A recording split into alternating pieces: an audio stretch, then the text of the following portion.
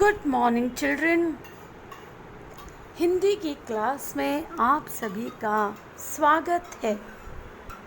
आज बच्चों जो पाठ हम करने वाले हैं वो पाठ हिंदू मुसलमान की एकता को लेकर के लिखा गया है।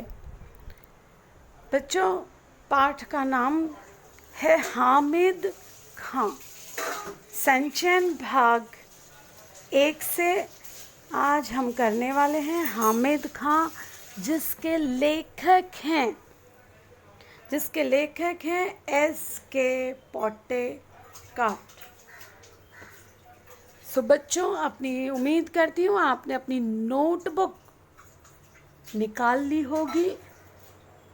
नोटबुक में पाठ का नाम, दिनांक इत्यादि लिख करके तैयार हो जाइए। वीडियो अभी पॉज कर दीजिए, ये लिख करके आप तैयार रखिए। S.K. पोटेकाट का जन्म 1913 से लेकर के 1982। मलयालम के प्रसिद्ध कथाकार S.K. पोटेकाट का पूरा नाम शंकरन कुट्टी पोटेकाट था। उनका जन्म केरल के कोशीवाड़ कालीकट में हुआ था। इंटरमीडिएट की पढ़ाई पूरी करके वे साहित्य सृजन में लग गए थे। साहित्य सृजन यानी कविता, कहानी, रिपोर्ट राइटिंग, ये सब जो लेखन का काम होता है उसको साहित्य सृजन कहते हैं, रचना करना। पोटेकाट की कहानियों में किसान और मजदूरों की आह और वेदना का सजीव चित्रण हुआ है। जाति, धर्म और संप्रदाय से परे मानवीय सौहार्द को उभारने में पोटेकाट को पूरी सफलता मिली है। उनकी कहानियों से विश्व बंधुत्व और भाईचारे का संदेश मिलता है। कथाकार पोटेकाट को साहित्य अकादमी तथा ज्ञानपीठ पुरस्कार से सम्मानित किया गया। उनकी कहानियों का विश्व की अनेक भाषाओं में अनुवाद हुआ है। उनकी प्रमुख कृतियां हैं प्रेम शिशु, विषकन्या और मुडु पंडम। सो बच्चों, चलिए उनके द्वारा लिखित पाठ हामिद खां की आज हम शुरुआत करते हैं। सो पाठ है आपके सामने, हामिद खां, S.K. पोटेकाट। तक्षशिला बच्चों एक जगह का नाम है जो अब पाकिस्तान में है। ये बिहार वाला तक्षशिला नहीं है।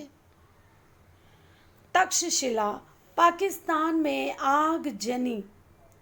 समाचार पत्र की यह खबर पढ़ते ही मुझे हामिद खां का याद आया। मैंने भगवान से विनती की, हे भगवान, मेरे हामिद खां की दुकान को इस आगजनी से बचा लेना।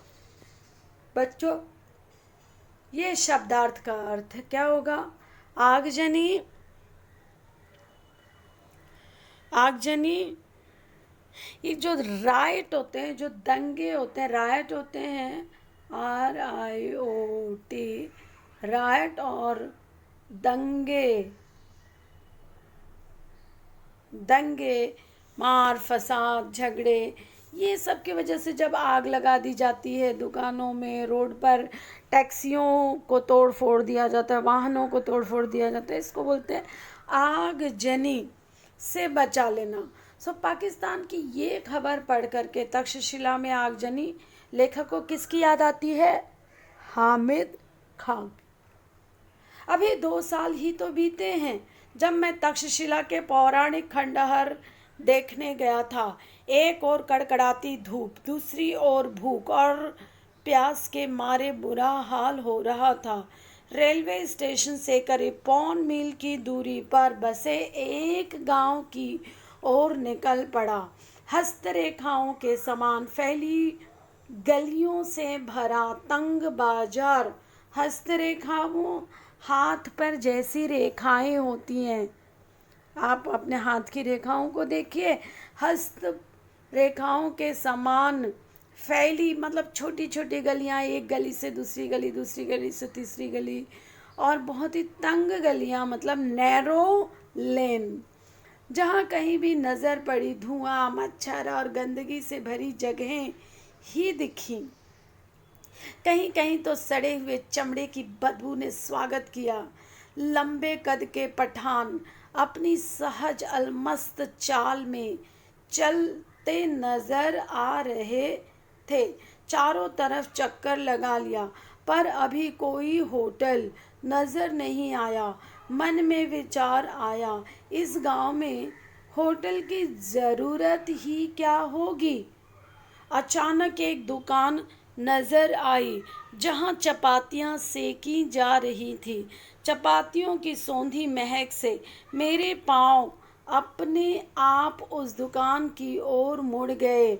अपने अनुभवों से मैंने जान लिया था कि परदेश में मुस्कुराहट ही रक्षक और सहायक होती है। सो मुस्कुराते हुए मैं दुकान के अंदर घुस गया। सो बच्चों, यहाँ पर मेरे क्वेश्चन मैं आपको दे रही हूँ, छोटे छोटे 2 क्वेश्चन लिखने के लिए कि अखबार में छपी तक्षशिला में आगजनी की खबर पढ़कर लेखक को किसकी याद आई। क्वेश्चन 1 सुन लिया बच्चों आपने। पाकिस्तान तक्षशिला में आगजनी की खबर पढ़कर लेखक हामिद खान को लेखक एस.के. पॉट को किसकी याद आई। दूसरा क्वेश्चन, गलियों का वर्णन तक्षशिला पाकिस्तान की गलियों का वर्णन लेखक ने किन शब्दों में किया है। बच्चों, ये 2 क्वेश्चन अपनी नोटबुक में और शब्दार्थ लिख करके आप तैयार रहिएगा। हम मिलेंगे अगले शुक्रवार को। धन्यवाद।